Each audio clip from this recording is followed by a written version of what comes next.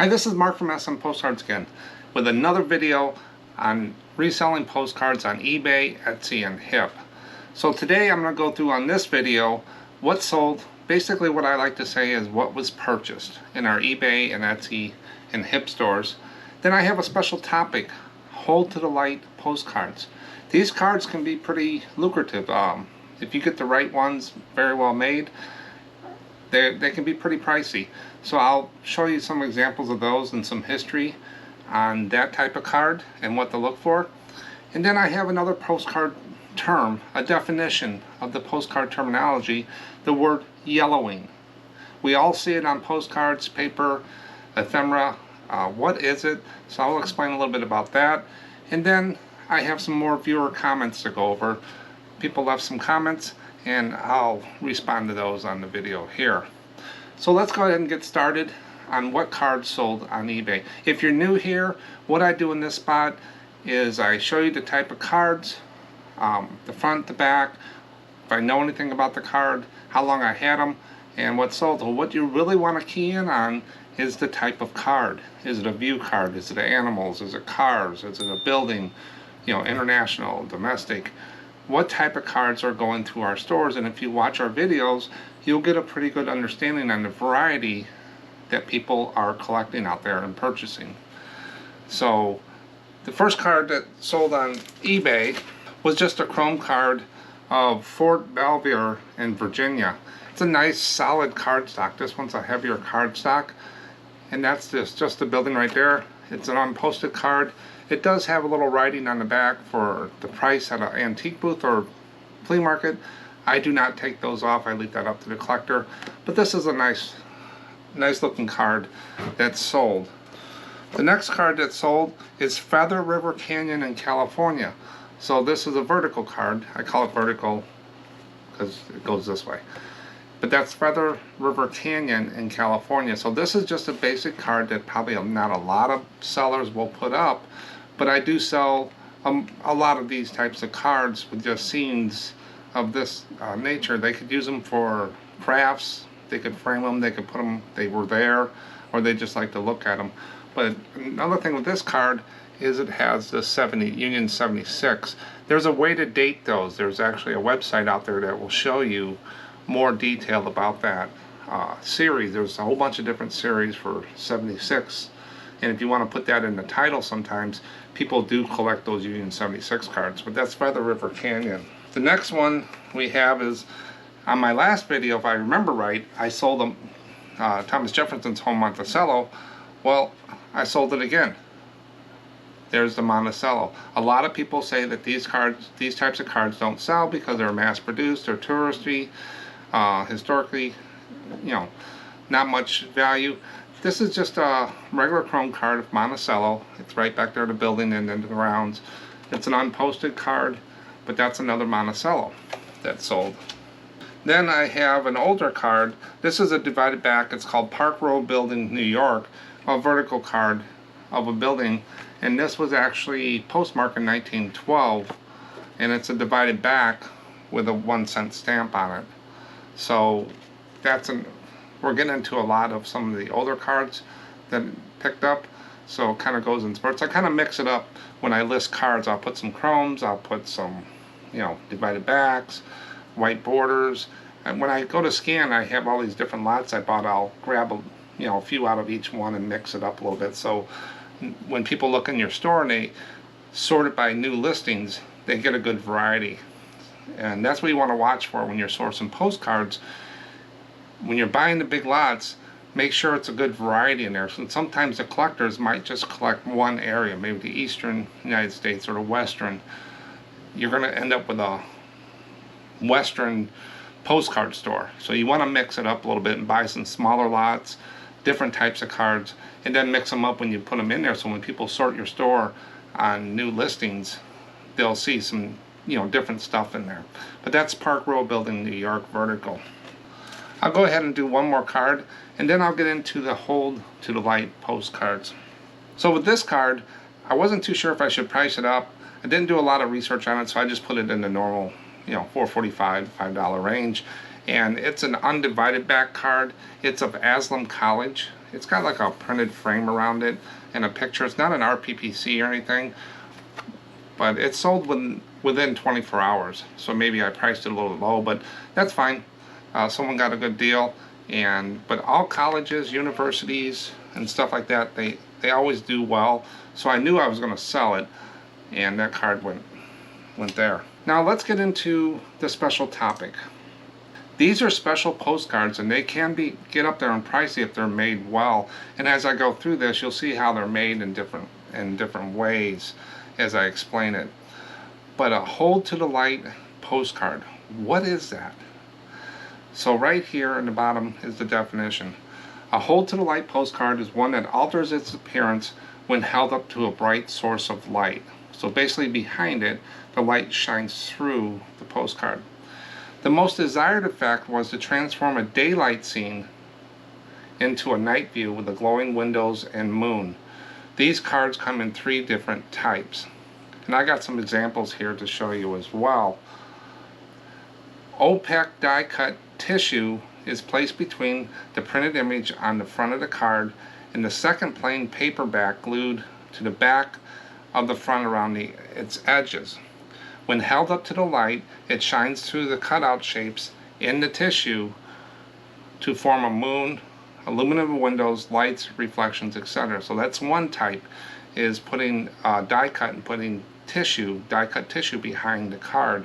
The second method places a translucent colored paper, usually red or yellow, between 2 layers, but in this case the printed front has shapes corresponding to the illuminated die cut into it. So either the tissue's cut or the paper, but this is the one that I see that you get more money for, is when it's very well made and tissue's in between 2 plies of the cardstock in there. The ones that just have the paper put on the back, you can still see the tissue paper. Those don't sell as well, but if the subject and condition is really good, they can be higher priced.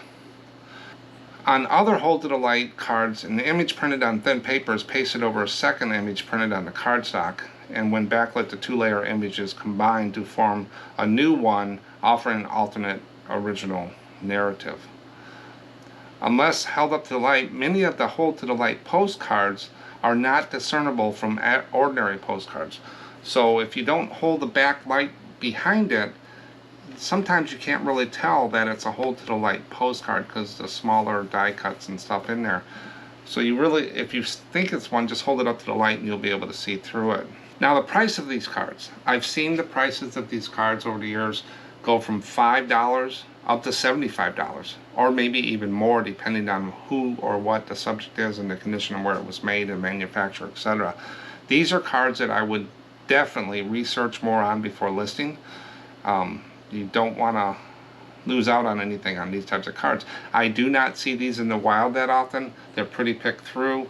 I don't think I remember too often that I saw them in a lot or a box. I've had to buy them separately at shows or something like that. Okay, I got 2 different types of hold to the light postcards. One of them is different than the other one. So the first one, I have a little light here. I'll try not to blind you, but this is it basically says, it's a gentleman right here, and it says hold to the light. So a lot of times they would put descriptions on what to do with the card, but if I put the light behind it, there's another gentleman that shows up right there. So this is a different type of card on there. So if I take it away, you just see one person, but then when I put the light behind it, you actually see another person on the right side. So that's a hold to light. But if you looked at this card in a box, really you can't tell that it's a hold to the light card. And that's probably why they put the word hold to the light, because it looks like a normal postcard, but really there's somebody in the picture you didn't know about. So a long lost uncle or something. But that's one type of card you want to look for, and this one would be even hard for anybody to really pick out if it didn't say hold to the light on there. And this is an undivided back card. It doesn't say when it was posted. It has a 1-cent stamp box, so it's early 1900s on there. So that's the first example. The next example is probably the best hold to the light card I got, and it is Old South Church, Washington Street in Boston. So this was postmarked in 1908, and it's an undivided back card. But this is the church right there. If you look at it, it looks normal. But when I put the light behind it, you can see as I move the light around, it turns into a night and day type thing. And there's the lights in the windows in the bottom, and then the church tower. But those are the pieces on there of the hold to the light. And this is the one that I like to find, because I can actually tell a little bit, because it's got the die cuts on the card, and the tissue paper or the translucent paper is in between two plies. Those are the ones I like. They're very well made, heavier cardstock. But that's, if you looked at that in a box and didn't look close enough, you could not tell really if this is hold to the light or not. But if you look closer, you can tell the little die cuts of the windows. There's actually cardstock missing on the windows. But that's a hold to the light card. Now these were very popular. They became very popular in the 1890s and early 1900s with there. And as I go through the videos, there's some other postcards that kind of use the same type of thinking with these cards that I'll be getting into later this year on there. But those are hold to the light postcards. Very good. Recommend to look for these. You will pay up for a little. If it's in a collector's lot, you probably will pay up for these, but you will get your return on them most of the time. And some people do know what these are. So especially collectors, they know what these types of cards are. So I constantly look for these, but I don't find them in the wild that often. I have to pick them from other collectors most of the time. Hold to the light postcard. Who knew? Let me go through some more cards here that people have purchased from our stores. Most of the cards on this round were sold on eBay. I had 3 cards sold on HIP, and we had 0 on Etsy. The next card that sold, and I showed this in the last video too, these types of cards, you always pick these up. They don't sell for a lot, $4 to $5. Another Holiday Inn card. This one is actually in Hamburg, New York. But that's the older sign that they had before they changed their logo. Holiday Inn, people collect these types of cards. So make sure in your title that you get Holiday Inn, the city and the state in there. The next one, I'm not for sure who this is. Thomas Wolfe Memorial, Asheville, North Carolina. I've sold this card before. This looks like a linen card, but it's actually a chrome card. You can probably kind of see how it glistens. It's got a shiny, but the blue on there kind of reminds me of a linen. It's an unposted card, but it's the Thomas Wolfe Memorial. This one is the Pancake Man. If you look right on top of there, there's the sign right on top. The Pancake Man of Cape Cod. Finest variety of pancakes anywhere. So this is some restaurant in Cape Cod. Someone knows it. There's a water tower behind it, as you can see there, but it's a nice chrome card of a stop. Someone probably goes there or knows of the pancake place if it's still there. I didn't do any research, so I'm not for sure if it's still there. But that's a nice chrome card that sold. Now this one, like I always said, I'm not real good with cars, but if someone knew cars, this is just basically a picture of a downtown street, Mill Road and Tinker Street in Woodstock, New York. So it's just, and you can see the cars, so you could probably date these maybe late 50s, 60s on there, but it's just a chrome card of a road. In my last video I sold one of a road. I just sold another road. A lot of people would not list this card. I did it, number one, because I list everything. And this is a chrome card, and it's in Woodstock, New York. So the population of Woodstock is, New York is pretty high, so the chance of it, it's an, unposted card, but it's sold. It didn't sell between the $4 and $5 range. It's sold. Now let me do one more card, and I'll get into the term. This one is the Toy Covered Museum. Let me see, get it right. It's a vertical card. It's got 2 pictures, fireplace, but it's a miniature. It's like a dioramas on there. It's just unposted. Just a toy covered museum, and this is located in South Lancaster, Massachusetts. But if you look at that card, a lot of people wouldn't post that. It's just a chrome card, but it's sold between $4 and $5. Someone knows about the toy covered museum. Okay, so now the next thing in our video here is another definition. The best way to learn about postcards is to go through the definition in terms of what people use in the postcard world. Now remember, as I said in the videos, there's a lot of crossover. People say one thing and it really means another, or they cross together. So the more detailed you can get into the definitions, the more you'll understand what people are talking about. The term I have today, I picked out, is called yellowing. Yellowing, right here, I'll put the definition, read along, is the process where paper turns yellow or brown. It is usually caused by a slow chemical reaction between the fibers in the paper and the acid residue left behind from when the paper was made. So that's yellowing. We've all seen it on ephemera, any kind of paper that's been sitting out, and I see it on postcards, the backs, if they're in those books too, you'll see it in the corners. So the acid is used to break down the fiber in wood, and only papers made with this acidic chemical pulp age this way. So if it was made that way, that's what will be the paper that yellows. Through long-term surface contact with such paper can also transfer the damaging residue. You'll see that in those older albums, or if people put postcards in cardboard and stuff, it'll leach across and you'll get, like around the edges or in the corners, you'll get that yellowing and an acidy residue on there. This can often be found in the form of album marks left on postcards, as I said. Exposure to heat, light, moisture, and smoke or other elements can also cause yellowing of paper. So you want to store your postcards, correctly. We store all of our cards as we list them in the acid-free sleeves. They're less than a penny, and they're stored up on edge and in a climate-controlled area. Some of the cards I do get have that musty, yellowy look. Some of those I can't list. I just put them in the flea market box, and people can touch them or buy them in lots at a cheaper price and just move them. But if people have not, if they store them in musty basements and stuff, you'll get the waviness, as I talked about on other videos, on there.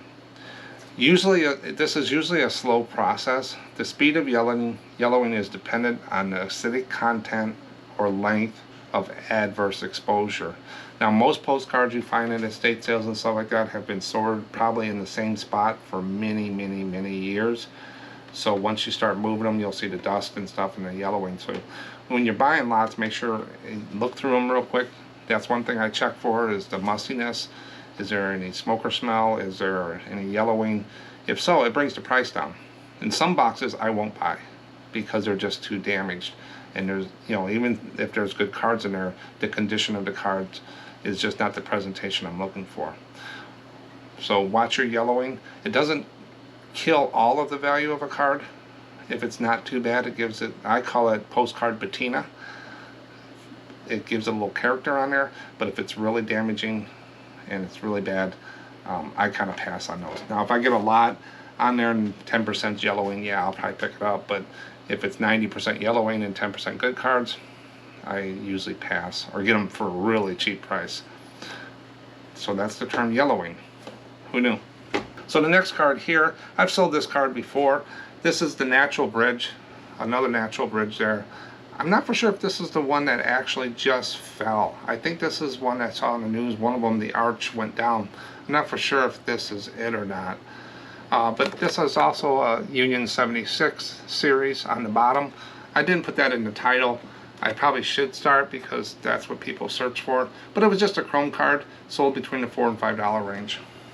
And this one is located in Santa Cruz, California. Okay, so we got a cook here. We got a George Diamond charcoal broiled steaks, and this is Chicago. So here's a chef, here's some steaks, and nice. What popped out on this card to me is the red. I mean, when you're looking through a store on eBay, this card's going to pop out. This probably sold, either someone knows of this restaurant in Chicago or the red. It's just an impulse type thing. But it sold between $4 and $5, and it's just a chrome card, unposted. But it's George Diamond charcoal steaks in Chicago, Illinois. So that was a nice one. So now the last card here, this one sold on Hip, is of glassware. Now the funny thing with glassware, my father-in-law has sold at flea markets up for over 45 years. And he said this glass like they have here at the flea markets and stuff used to sell for really good money. Now they can't even, almost give it away. I was at an auction this Sunday and they had a whole bunch of glass and different things on a table, and they were doing like choice out where you get to pick each item. They were at $1, and finally the auctioneer put everything on the table together and it sold for like $2, and there must have been 150 pieces in there for $1.50. So, but the glassware, I'm not into glass. I'm not good with glass. I like postcards, they don't break. But this one is One Corner Retail Sales Department. It's the Visitor Centers of Blenco Glass Company in Milton, West Virginia.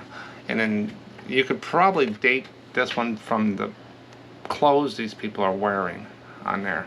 But that's all the glass in the Visitor Center. And it's a chrome card. It's sold between $4 and $5. So those are the cards. So we had 13 cards sold overnight. We had some other cards sold during the day, but I just wanted to show you the variety. If you looked at that, all those cards are chrome cards. So that's what pays the bills. They're lower cost cards, and they're just, cherry picking my store for what they want. And so, you're talking $40, $50 just right there, and sales. And if you do that 30 times a month, $1,000 in chrome postcard sales. It'll let you go out and buy that scanner or buy that another lot of postcards. So now let's get through, and I'm going to do some viewer comments here. In our videos, there's different places. There's the description. I have some stuff down there, some links to some more videos that we have. I have a lot of people ask me about the scanner I use, the postcards, the sleeves. I have links down in the description for all that. And another section is the viewer comments, where you can leave a comment about the video or reply to some of the other viewers on if they ask a question. So please be sure to, when you're watching the videos, check out the comments from other people. There's some good tips in some of those. But the comments I got today, I picked out 3 comments over across a bunch of videos. The first comment was, I see job lots of postcards on eBay and was wondering if you find that these job lots are low value cards not worth listing, hence reason being sold as a lot on eBay. I put this one up there again because I think I talked about it on another video, but I get this question a lot in emails. Job lots are lots of postcards. Most of the time you're going to see postcard lots between 500 to 1,000. A good thing to think about is 10 cents a card to start off with. So if you got 1,000 cards, $100. Now you're going to pay shipping, no matter what. So if you can get it, $80 plus another $15 shipping. But they usually ship them in flat rate on eBay. But if you can find a lot on there, you don't want to pay a lot sometimes because they've probably been picked through. You want to go in and look at the on eBay. You want to look at the seller's store items, what other items he's selling, and if he's selling postcards, he's probably picked through these. Now if he states in the description that they weren't picked through, I'll leave that up to you and the seller, but most of the time cards are picked through, so you're going to be getting cast-offs. But does everybody know everything? No, they're going to miss some, and you might. I buy the smaller lots sometimes, and I'll pick out a few good cards that pays for the whole thing. Now when I go to flea markets and stuff like that, sometimes people, want an exorbitant amount of money. I just, no thank you. I can't do that. But sometimes I'll just pick out maybe 10 cards out of them. So, but lots you want to be careful with when you're buying them. And also you want to make sure you got a good variety. You don't want to buy all of the East Coast, like I said, or West Coast, or all of Canada. If it has a lot of international cards, greeting cards, birthday cards, continentals, most of the time I either get them very, very cheap, make some lowball offer because I'm not going to use 3/4 of cards in there. I just want the standard cards, 3.5 by 5.5. I will pass, especially greeting cards. They just, in continentals, I just can't seem to sell those like some people. So now remember, the continentals are the 6x4s, and one of the main reasons they went to 6x4 is people wanted more writing space than what was on there. So thanks for that comment. So the next comment is, great video. thank you. I always like those comments. It makes it worthwhile. So great video. Wondering where you buy soft sleeves for postcards. So the soft sleeve, penny sleeves, whatever they call, they're basically, I like this brand. I'm not affiliated with Ultra Pro at all, but I usually pick up these. I usually buy them in, you know, thousands at a time. I find them on eBay, Amazon, directly on their websites, different places on there. But these are a 100 pack, and they come in there on there. So, but that's the Ultra Pro on there, and you want the 3/11/16 by 5 3/4 inch. I have a description. In the description, I have a link to the eBay for postcard sleeves, etc. So that's where I buy the soft sleeves. Now, if you run out of these and you're doing postcards and you're listing, you can't run to Hobby Lobby and find postcard sleeves, or Walmart. I've never seen them in different places, so I always have more than enough. I'll go out and do a big buying thing and buy thousands of them just to have them. So thanks for the comment. The next comment is, Mark, thanks for your great videos. Again, thank you. I'm learning so much. That's what this channel is about, is basically learn more about postcard reselling on eBay, Etsy, and Hip. I'm learning just as much as you guys as I'm doing these videos. Some of the research I have to do and stuff like that, I've learned and honed the skill in certain areas. Do I know everything? No way. So a lot of people have shared stuff with me that, you know, I knew about it, but I didn't know enough, and some people are pretty good with some of the postcard types and things to look at. Do you reuse the sleeves with the SKU stickers and reassign them the custom SKU to a newly listed card? What they mean by there is, when I list a postcard, everyone just gets a number.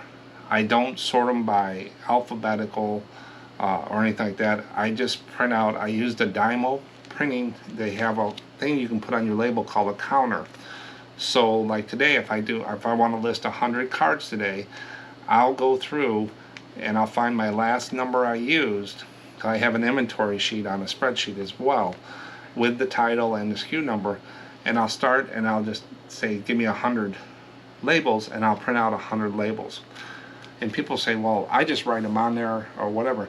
Well, what that does, number one, it saves time. I can print off 100 labels in a minute. Number two, takes the human factor out. The computer is actually saying 1, 2, 3, 4, 5, all the way up to 100 or whatever, and counting. I didn't make a mistake. I didn't transpose a number. Anytime you have a human in there, you will induce errors. The next thing is, I don't say where the location is in a box. If you look at we have a whole video I done a while ago on our inventory process. When I started out, I tried to do it in different ways, alphabetical, different things. It just wasn't working. So what I just did, I just went by numbers. So my top left box is my lowest number, and my farthest right box is my highest number. And so if I'm looking for card 36259, it's right behind this one. If I'm looking for card 20,000, then it's going to be to the left of this one in the other boxes. And I just go through the numbers, and every so often I have to true them up and move them toward the left. Now the question was, do I reuse these numbers? No. Once a SKU number is used, I don't go back and try to insert them into the box and reuse them.